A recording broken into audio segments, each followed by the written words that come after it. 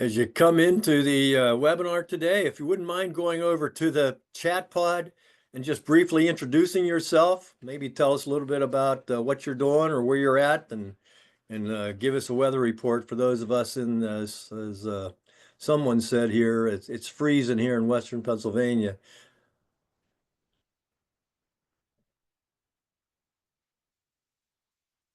We just have a skiff of snow here compared to some of you all.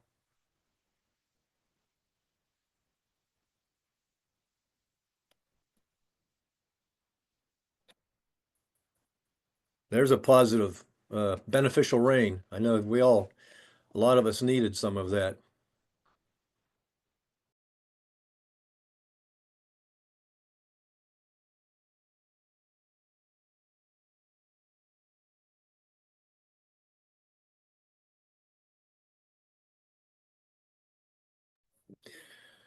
Matthew and Henderson, thanks for making us jealous.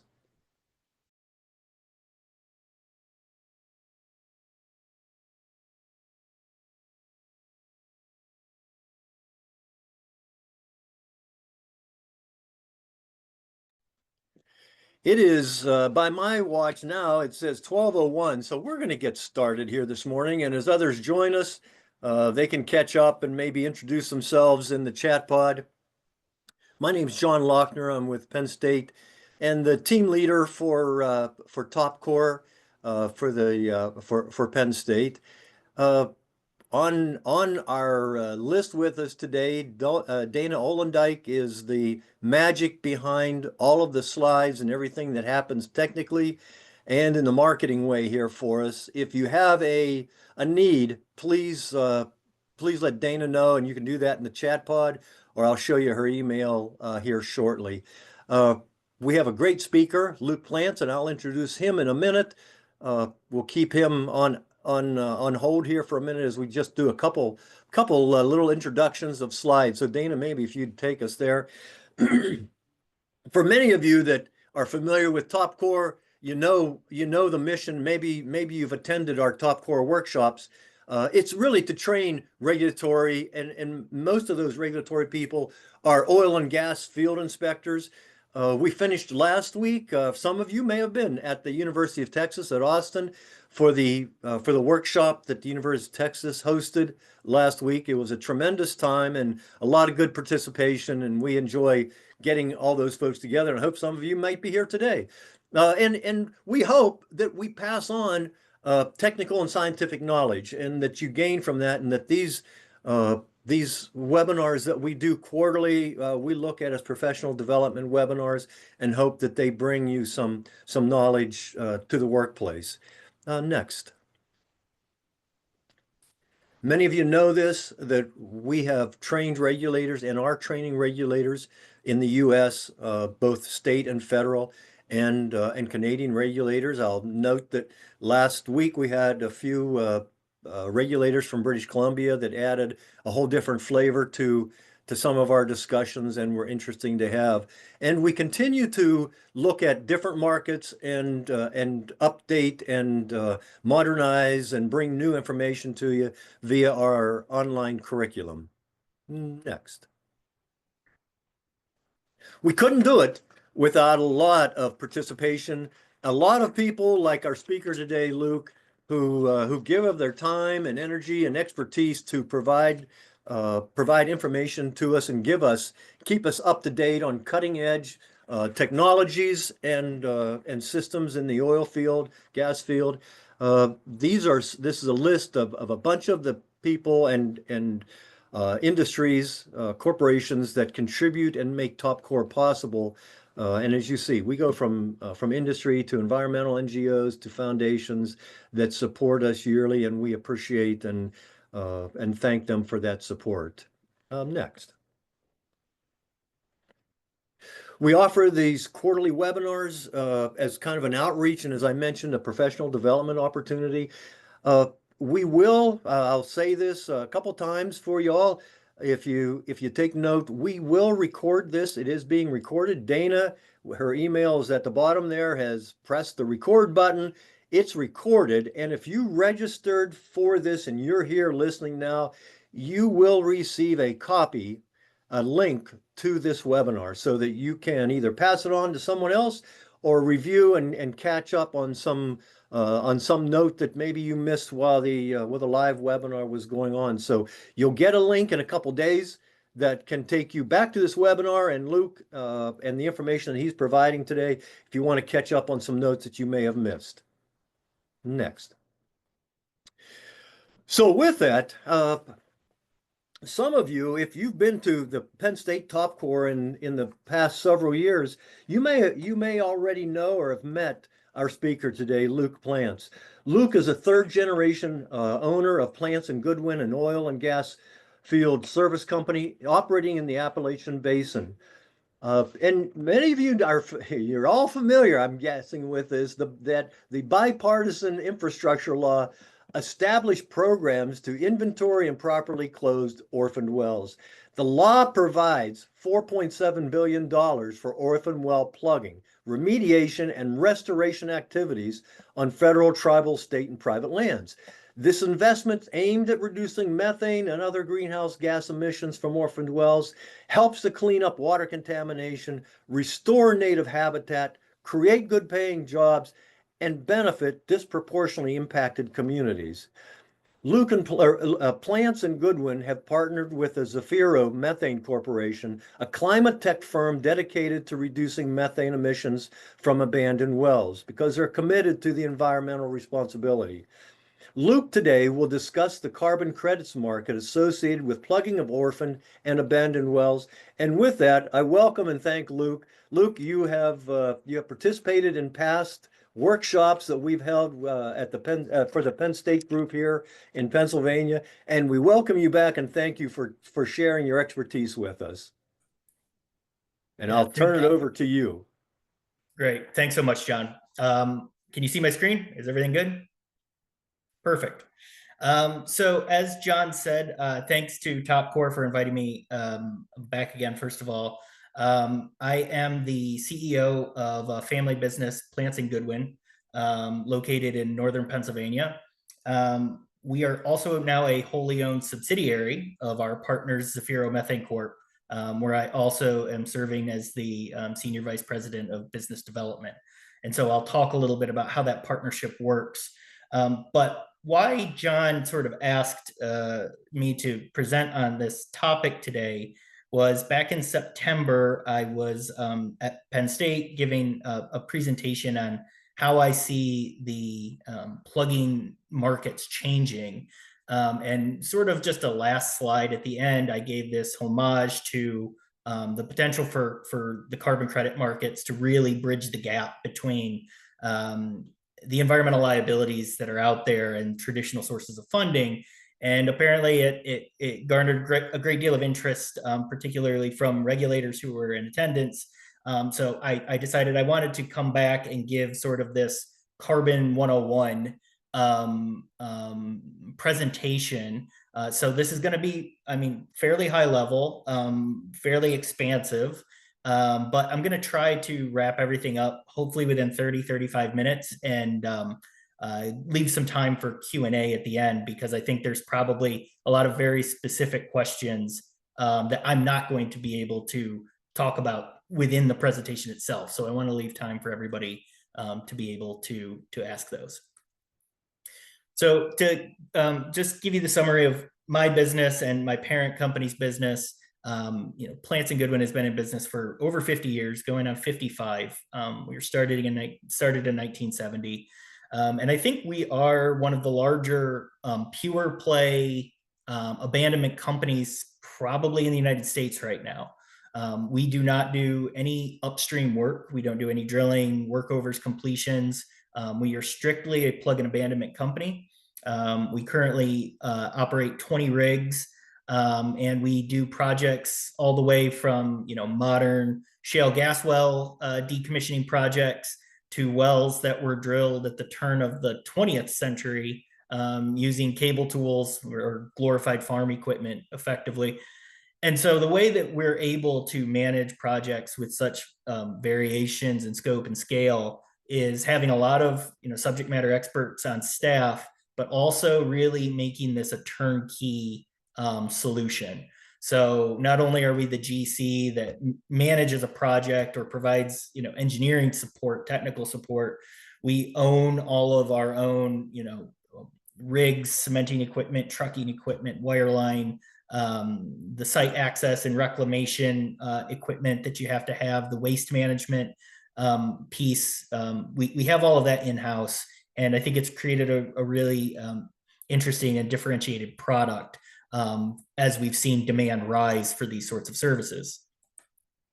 And so the one thing that we knew we couldn't do in-house was what I think is the next really great advancement in this space, and that is the generation and sale of carbon credits from decommissioning oil and gas wells.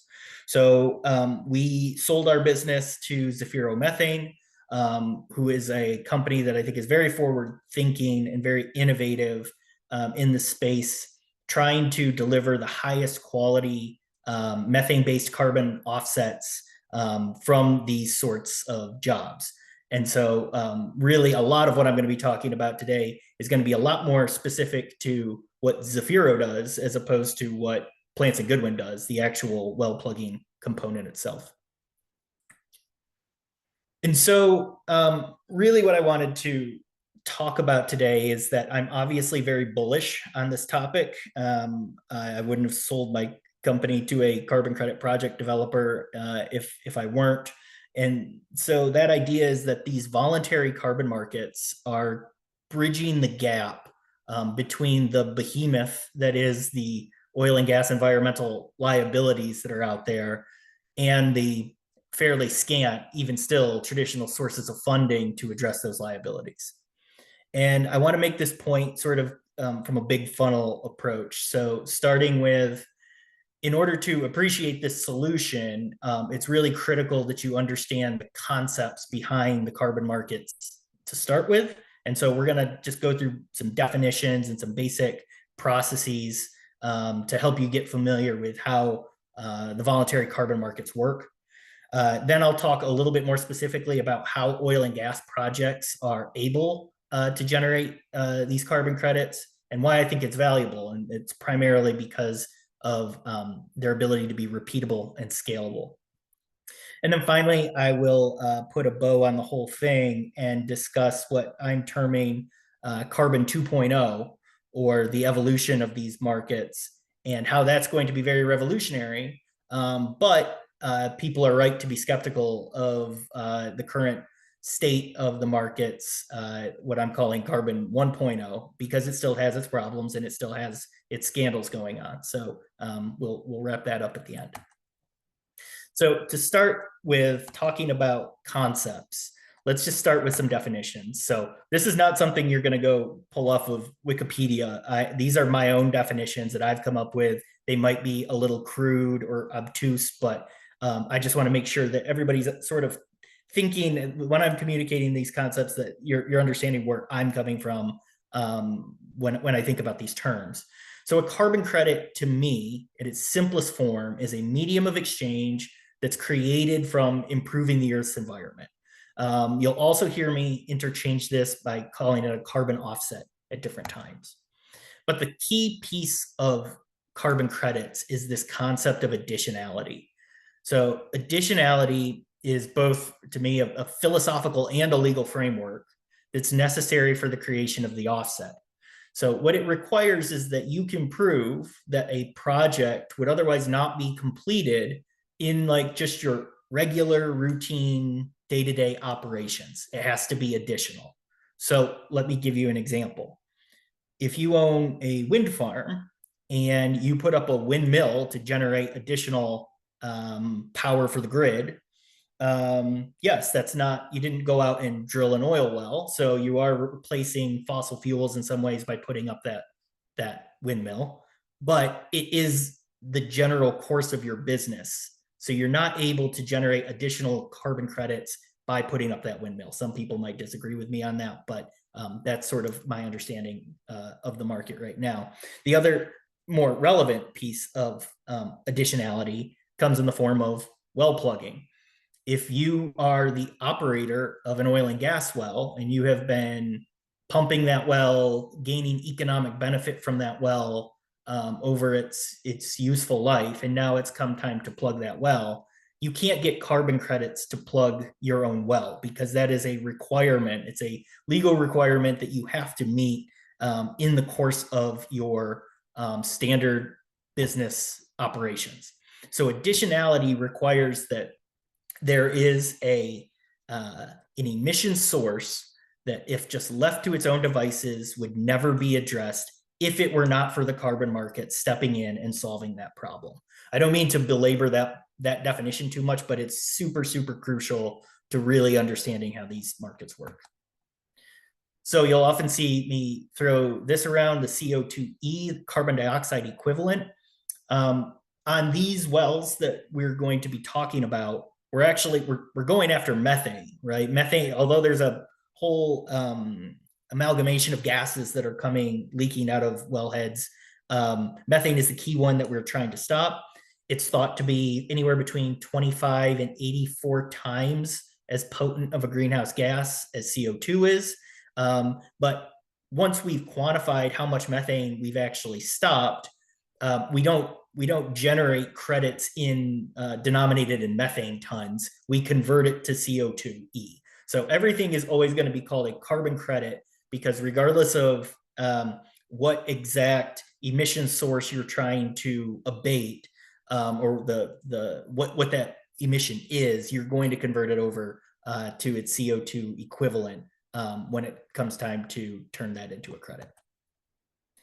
I want to talk quickly about the difference between voluntary and compliance markets. So you'll notice that in my initial thesis, I've talked about voluntary carbon markets. A compliance market is one in which businesses are operating where the country that they're in requires that they come in at a certain emissions baseline or below. Otherwise, they will face some sort of tax or fine or import fee. Could be any sort of thing that's levied on them that makes it compulsory that they have to reduce their emissions. And so credits sold in those markets are used to help get them in under the sort of compulsory fines that would otherwise affect those businesses. The EU is a great example of a compliance market.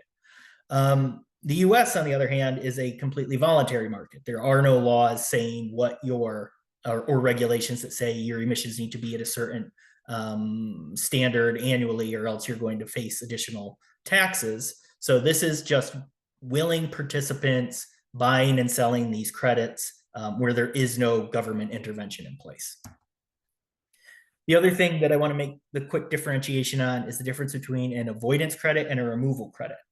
So a removal credit is created when you are actually physically taking emissions out of the atmosphere and converting it into a more stable material or sequestering it, right? So this is like creation of biochar, or it could be CO2 injection wells, where you're physically taking the emission source away from the atmosphere in its present state and storing it somewhere where it can't get back into the atmosphere.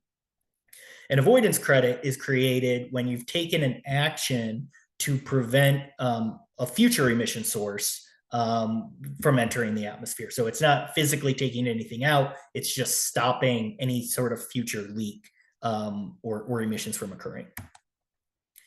So as you might be able to intuit from this, these credits are sold at significantly different prices. So on the very far left are the voluntary avoidance credits. On the very most expensive end are the compliance removal credits, sometimes selling for several hundred or even into the thousands of dollars per ton. Whether compliance avoidance or voluntary removal is greater than the other is debatable. It probably depends on the project itself and the style of credits that they are, but they're somewhere in the middle. But for today's topic, this is the realm that we are operating in. So we're operating at the very cheapest end of this market, which is in the voluntary avoidance space for plugging these wells for methane abatement. And so you might ask, well, why would a company voluntarily purchase these credits? Well, there could be several reasons. I think obvious ones might just be marketing, right? Everyone has seen an extraction industry or a consumer products industry that has run commercials trying to show that they're responsible stewards of the environment because there's a customer base that they're trying to appeal to. On the flip side of that, I think there's a tremendous amount of, especially within the last decade, there's been a lot of ESG pressure from investor groups. So if I'm putting money into the company, I want to make sure that I am not doing something that's causing sea levels to rise or doing any other number of things. And so it's the caveat that yes, you can raise capital from me, but you have to abide by these certain rules that aren't being forced on you by the government. I think probably one of the biggest things is that most Fortune 100 companies have, 20, 50, 100-year strategies right now.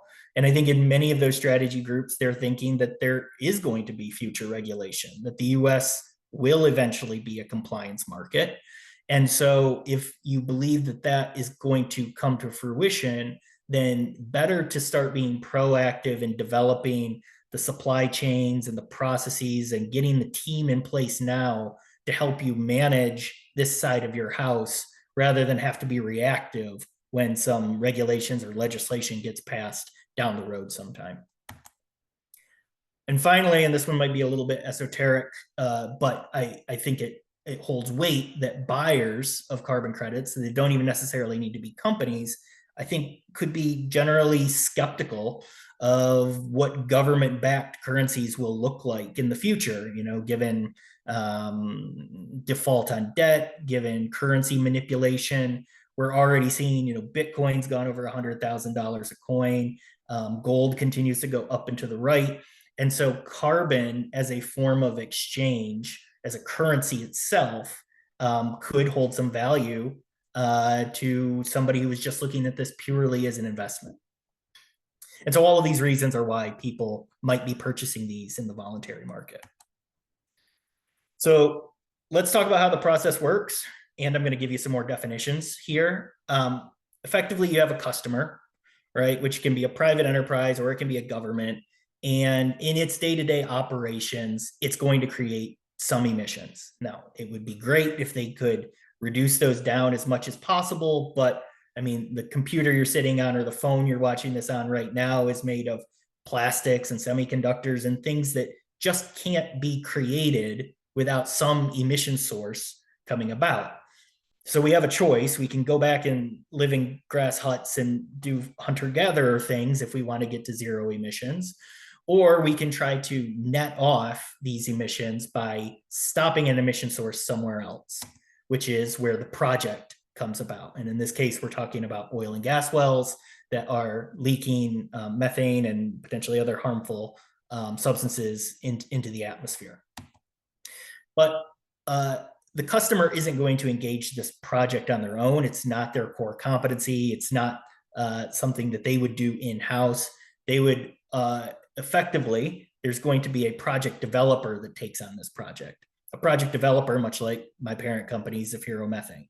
This is an intermediary who's willing to step in to assume the liability and the risk of the project in order to generate credits based off of the abatement that occurs by, in this case, plugging these wells. And so part of this process is also that a VVB has to get involved. This is a verification and validation body. Think of these guys as like the environmental science version of KPMG or Price Waterhouse or somebody like that, an auditor that would look at your financial statements as a business and say, this looks in line, looks like it's meeting accounting standards. It doesn't look like there's any fraud here. They're doing the same thing for these projects, basically being the auditor, the check, and giving credibility to the efficacy of the project. But at the sort of peak of this is the actual person who is going to issue these credits. And that's a registry. I probably should have created this in two different points because registries and exchanges are different, but they can be under the same roof. What a registry does is it's developing the methodologies, and I'm going to go through some different registries in a second here, for how you create their credits. And then once the credit is created, they issue it, it's serialized, and then they track that credit. And when it is eventually offset against somebody's emissions, they retire that credit so that you can't double book effectively the same ton of emissions that was stopped from a previous retirement. And then the exchange is obvious, right? That just acts as an intermediary between buyers and sellers to be able to actually take these credits and move them out in the market. And so now that we have a little bit of a better understanding of how carbon markets just in general work, and obviously this is a 30,000 foot view, there's a lot of minutia and specifics that I missed there. I just want to talk about oil and gas projects specifically, and then where I think the real benefit is in this marketplace. So there are many different registries right now that have methodologies for generating credits from plugging oil and gas wells. The one that I'm going to use as our example today is ACR, the American Carbon Registry, because that's who we use pretty exclusively at the moment. We feel that they're creating really high quality credits through their registry, and we're getting good response to them in the market. And so I'm going to give you now the oversimplified steps to generating ACR credits from plugging wells. So step one, you register your project, right? This is a simple document that's just given the who, what, where, when, why, who's measuring these things, are they qualified, what are the testing devices that you're going to be used to get your quantifications, give us your general timeline, so on and so forth. Step two is you've got to hire a VVB.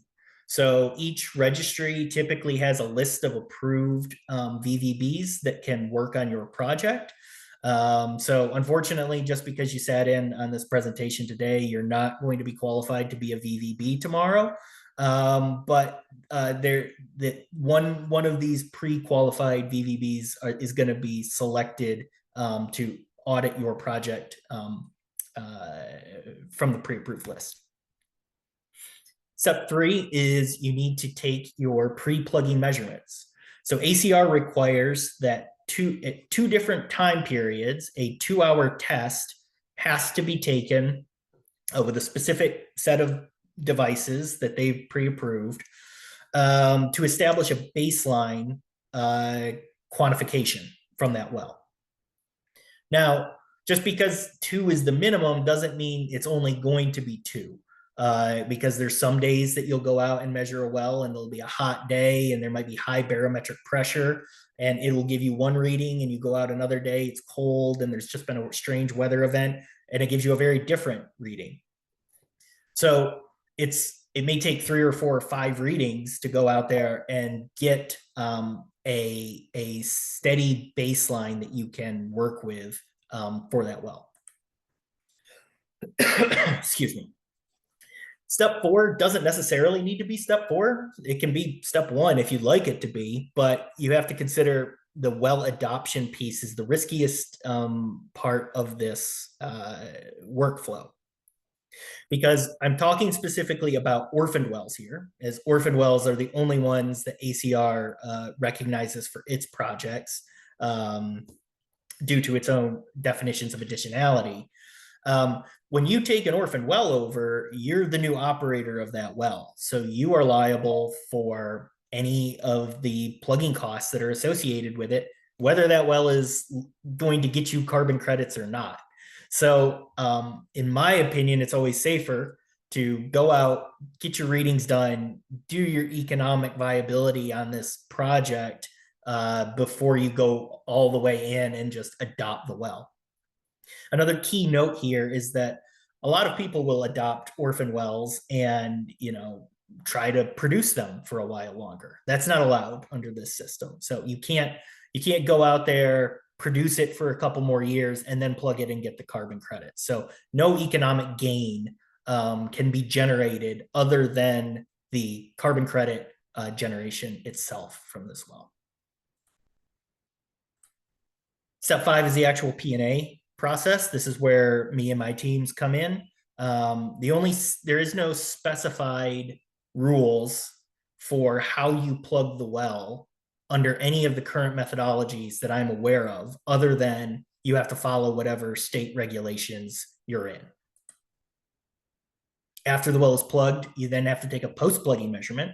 And so you need to show that there is no longer a leak where there once was a leak.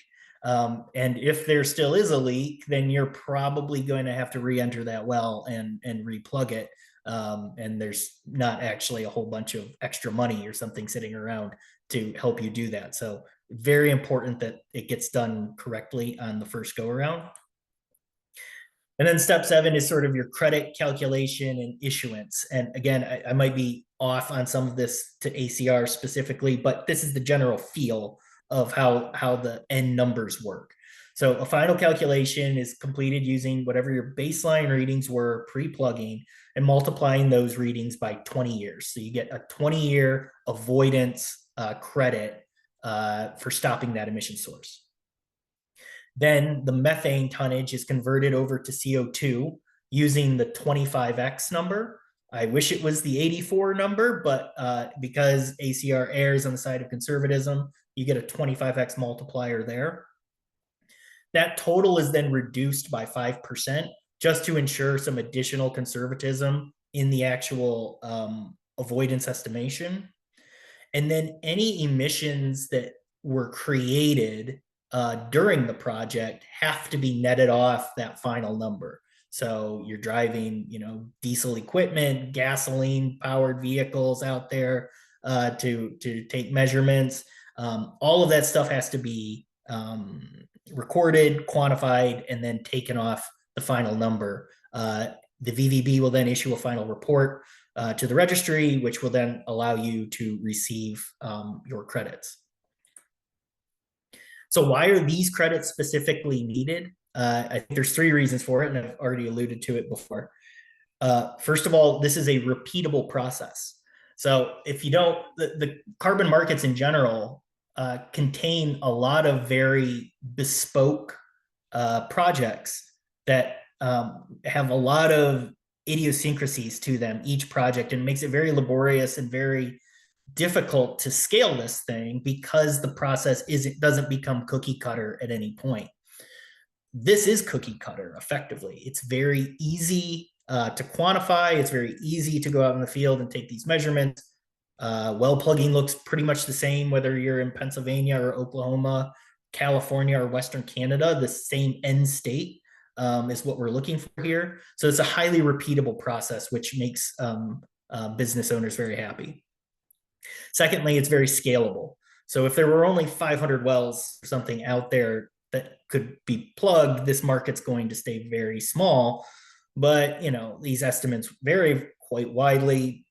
The last number I heard was that there could be 2 million orphaned and abandoned wells that are currently out there needing to be addressed, and that more are definitely coming in subsequent years as distressed marginal well operators go out of business.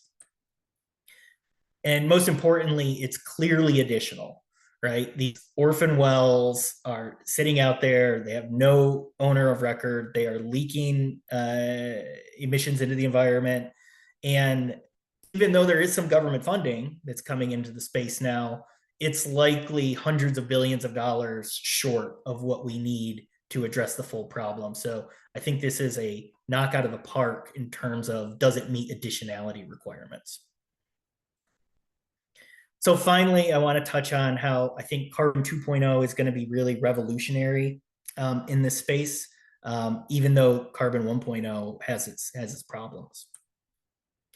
So I think the evolution of these carbon markets is going to be a real game changer for how we think and handle oil and gas liabilities.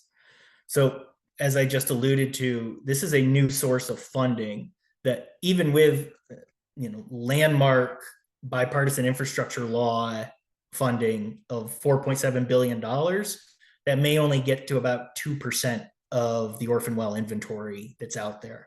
And so there's a huge chasm that's still got to be bridged if we want to fully address this issue. This is going to create new reasons to go out and collect data. So for instance, there's this thing called a credit enhancement. So I might be selling a methane credit, but let's say I also took a measurement and I saw within the gas that's being released from this well that there's a large quantity of carcinogenic fumes that are coming out of this well. And so I can bundle those together and actually sell this credit for a little bit more because those carcinogens were right next to an elementary school or something like that. So there's all these reasons to go out now and actually measure and quantify how plugging wells impacts groundwater. What are these VOCs that might be coming out of these oil and gas wells? And so it's sort of a private market incentive to do things that I think government and academics have been wanting to do for many years.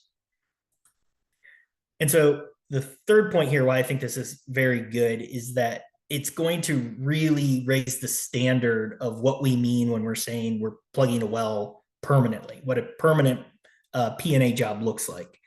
Because the quality of the credits that you're selling are based on that well not leaking at some point in the future, which almost means, and we're not there yet, but every well that's being plugged for carbon credits is going to need to be continuously monitored post plugging, at least for that 20-year abatement period that you're being credited through ACR. And so, again, this continuous monitoring aspect is something that's never been done before, either in private or public programs that have been involved in these sorts of decommissioning projects. And so there's also going to be the necessity for just a higher standard of well plugging to be done rather than just cheaper and faster.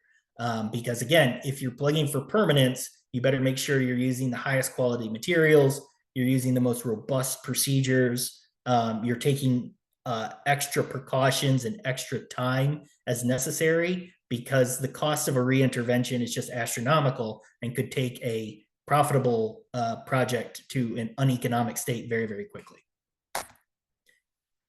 However, as I'm sure many of you are aware, new and unregulated industries are often breeding grounds for undesirable outcomes, fraud, theft, other unethical behaviors. And we see it all over the news in carbon markets, where there's some new scandal that's erupting every day, whether from forestry or cook stoves. Usually it's related to double counting. But one of the problems in this space, particularly in the oil and gas credit space, is that the incumbent registries and the rating agencies and the VVBs are often generalists. They're environmental scientists, but they're not oil and gas experts. And so this leaves the door wide open for people who are maybe savvy to backdoor some of these methodologies that have been set up.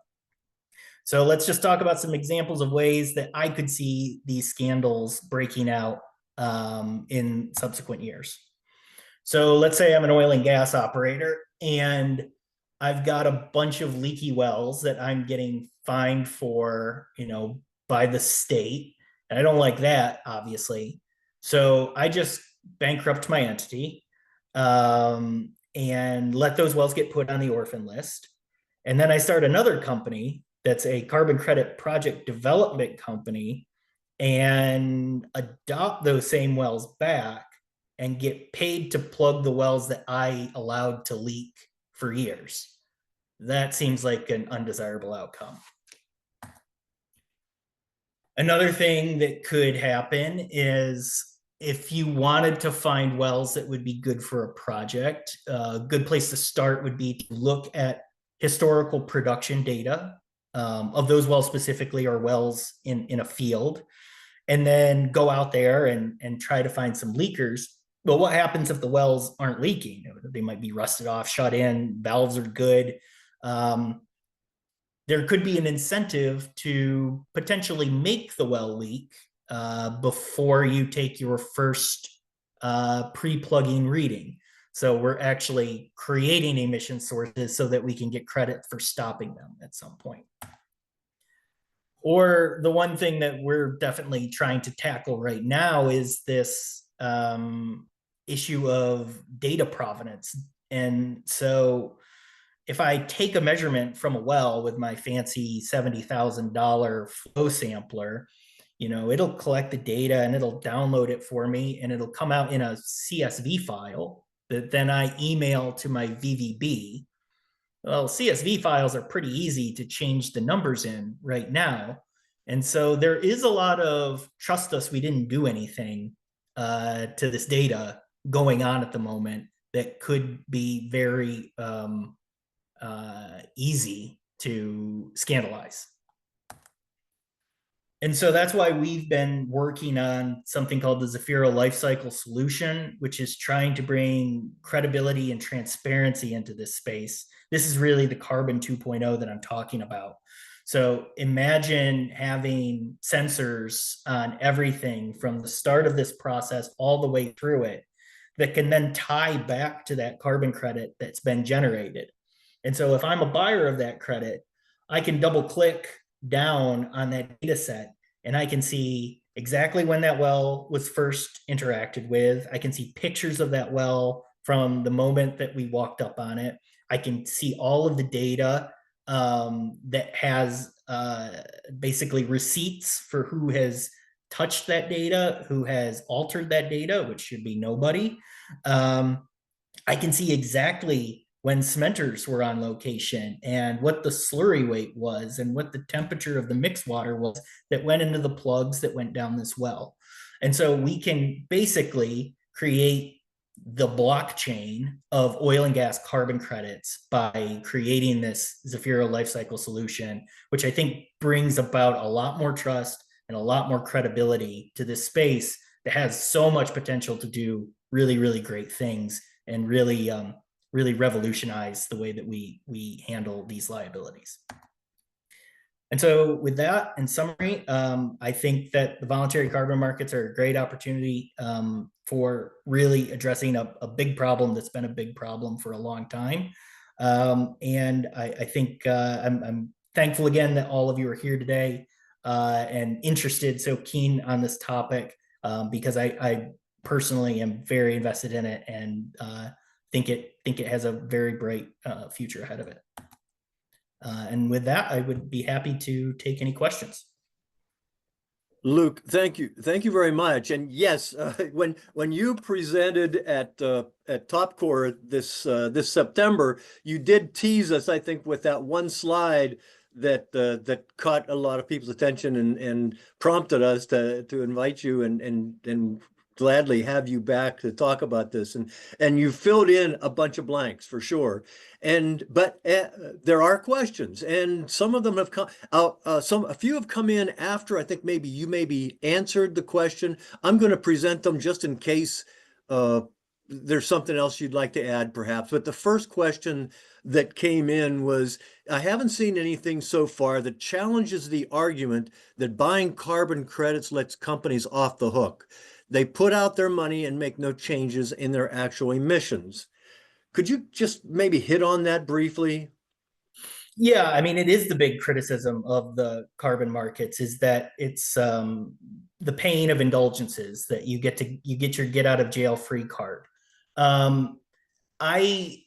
I would push back that by just simply saying if I'm emitting, let's say 10,000 tons of emissions, in my factory to create a product, but I'm also reducing an existing 10,000 tons of emissions from somewhere else, then it's the same thing as if I shut down my factory and no longer produce the good, except now the consumers no longer have the good either. So it's a philosophical question that's, always going to divide some people. But to me, it seems like the most common sense solution to an otherwise unsolvable problem, which involves going back to, like I said, trying to build iPhones out of hemp and blueberries. Mm-hmm. Okay. Thank you. The next question, are there any international methodologies for projects outside North America for VCM or Article 6? Yeah, so there are. I am not prepared to speak on them, unfortunately. My carbon credit expertise is sort of limited to this specific voluntary market in North America. But I would be happy to look up that information, and I don't know if I could attach an answer as a follow note to the webinar or something like that, but I don't have it off the top of my head. Okay, fair enough. Maybe this one was one of the ones that perhaps came in before you spoke to it, but you spoke about the 20-year avoidance. And does anybody, I think you addressed this a little bit, does anyone monitor after plugging, and for how long, and what happens if a leak does emerge? Yeah. So if a leak emerges, the same thing is going to happen as if a leak emerges when after a private company has plugged a well. That company is going to be required to go back and drill that well back out and replug it. In this case, it would be the carbon credit project developer who's going to be responsible for abating that post plugging leak. Under the current methodologies that are out there, the continuous monitoring piece is not a requirement. You take your post plugging reading and then you're done effectively. I think that's something that needs to change and will change as this market becomes less nascent. I think continuous monitoring, at least annual spot checks that are verifiable, are going to be important to really build the credibility of these credits. Yeah, that seems to make sense. The next question, Luke, comes, will private landowners be able to participate? It's an interesting question. So, and it's a very hard question because each state kind of deals with landowner permissions separately. I would say that typically the landowner, I mean, in almost all cases, these oil and gas wells are located on private land.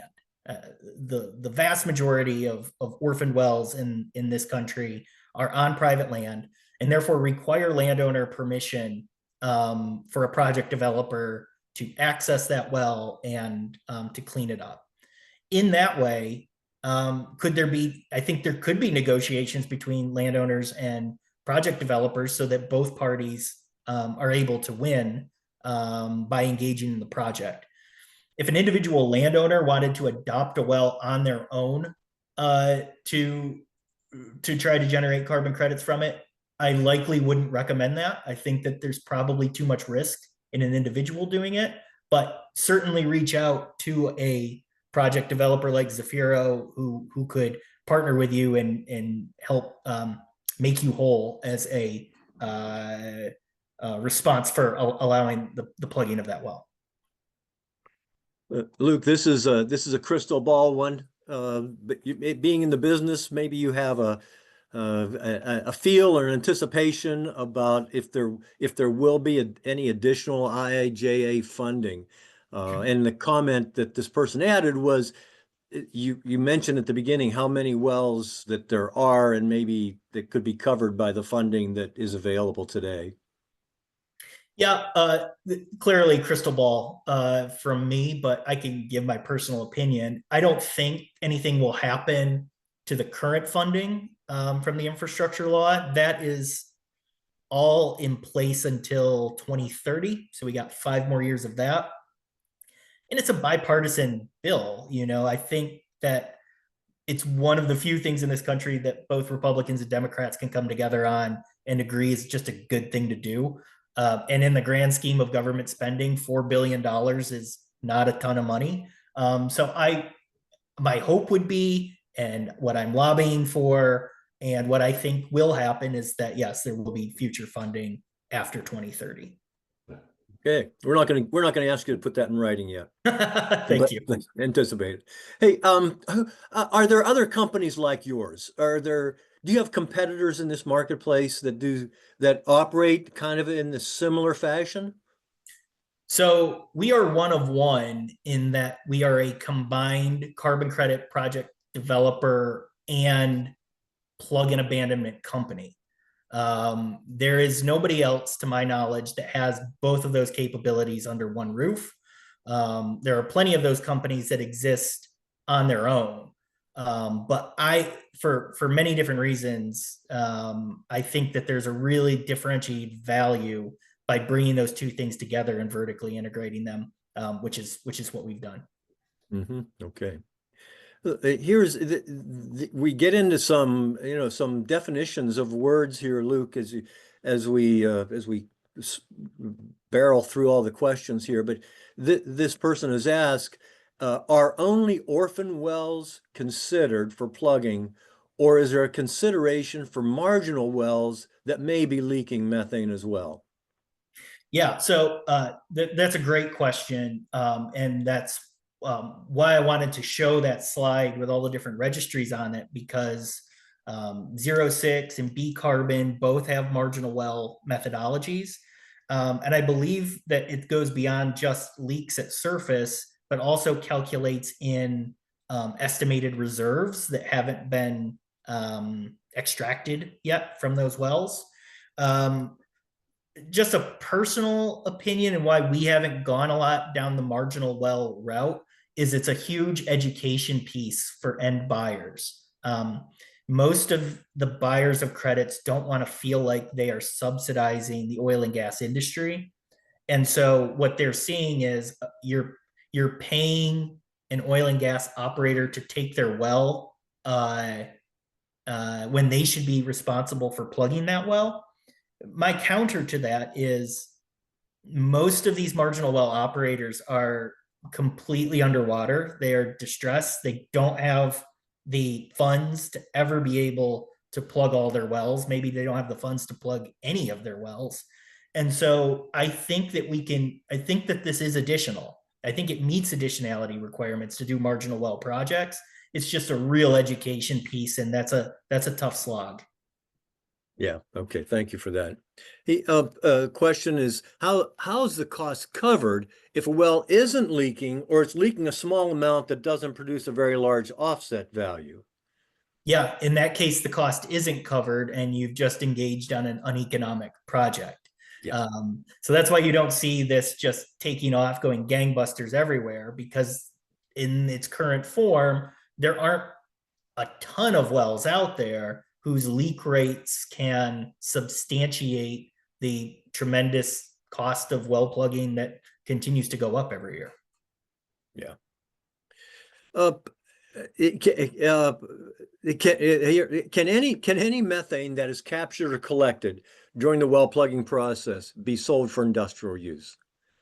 You're, I, Interesting. I, I, I think I may so. Yeah, be, I think I, if you were able to capture methane from the well that you were going to generate carbon credits from, you could sell that methane and it would be perfectly fine. That doesn't violate any rules. The same as when I remove salvage tubing and a pump jack from a well, I can take that to a scrapyard and get a check for that. There wouldn't be any issue in my mind with selling the oil or the gas that was taken out of the well during the plugging process specifically. You just can't produce the well and then decide to plug it and try to gain carbon credits.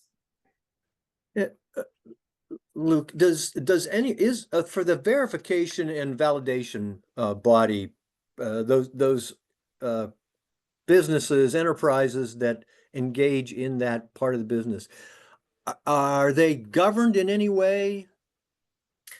Um, only in the same way that your typical auditors are governed. Yeah. Their reputation is on the line that they don't want to be signing off on projects that turn out to be scandals, and so highly reputable VVBs can charge bigger rates. And end users of carbon credits or buyers of carbon credits generally like to see that it was a highly reputable VVB that audited the project. So it kind of is a system that self corrects or self governs itself because the reputation and the credibility is paramount in this process. Sure. Yeah. They won't be in business long. Right.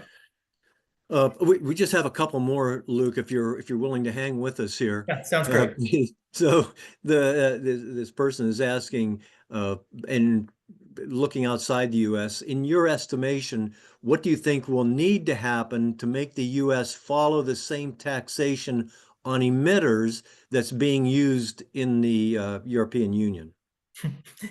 Yeah, that's a political question that I don't really know how that Um, would work. But I mean, obviously, countries in the EU had strong political will that this was something that their people wanted, that their constituents wanted, and they enacted it. And it's not just the EU. Japan has its own programs in place. Australia as well, I believe.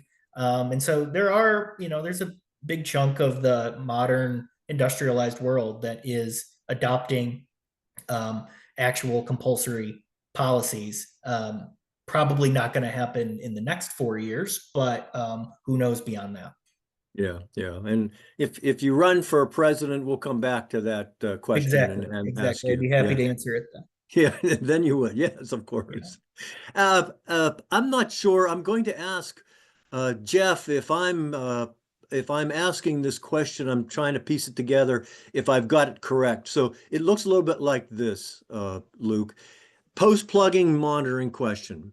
If the well's plugged and the casing is cut off 3 feet below ground level, then could a post-monitoring event could a post-monitoring event just be simple methane detector just a few inches above the surface?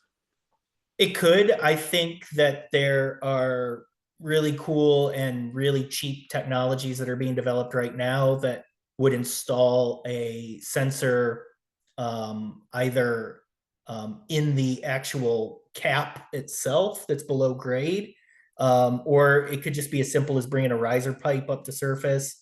I don't know that something sitting on top of a welded cap is going to tell you if you have methane migration problems. But I think there's going to be a lot of simple, common sense tools to use here in pretty short order. Yeah.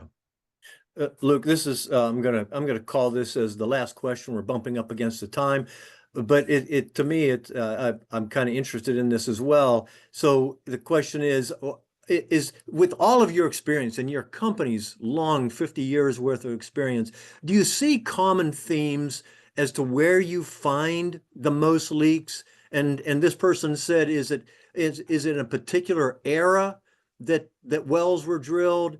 And developed? Is it a particular region? Um, Yeah, so, so I guess without giving away too much of the secret sauce, right? The the ideas are pretty intuitive. A newer well that's an orphaned well, or just a newer well in general, is more likely to have more gas in it than an older well. Older wells that have been leaking have tended to already leaked all of their hydrocarbons into the atmosphere, and newer wells have not. Gas wells tend to leak more than oil wells. Certain gas fields have more prolific gas plays, higher reservoir pressure, things that might um, cause higher leak rates. So there's a lot of things that you can just sort of deduce from understanding the nature of these oil and gas wells. yeah, okay, very good. Thank you, Mhm. Luke. We're gonna close right there. We're just about right on time, and I can't thank you enough for coming back and answering questions and filling in a bunch of blanks from the teas that you gave us at the Top Core workshop as you presented that day too, with a lot of information. So with that, I thank you and wish you the best and a great Christmas time. And we will close out, and I'll thank all the participants that came today. And Luke, this isn't all the time, but the majority of the participants hung in there till the very end. So that says something about the information you were providing. And again, we thank you for that. For anyone that has an interest in additional Top Core training or sponsorship, particularly sponsorship, Dory Coy is our project manager. She's at the University of Texas in Austin and handles that. As I noted at the very beginning, you will receive a link to this presentation if you'd like to review some of the information or review the Q&A that Luke handled here at the end. You'll receive that, and we will have another webinar It's not firmly scheduled. It'll be at the end of January, the first 2 weeks in February of 2025. That may be the first time I've said that out loud. So thank you again all for attending. Luke, thank you for being here and being the presenting this expert information and sharing your knowledge with us. And to the participants, thanks for coming along. Dana and Dan Brockett, thank you for your participation. Have a good day, everybody. Thank you.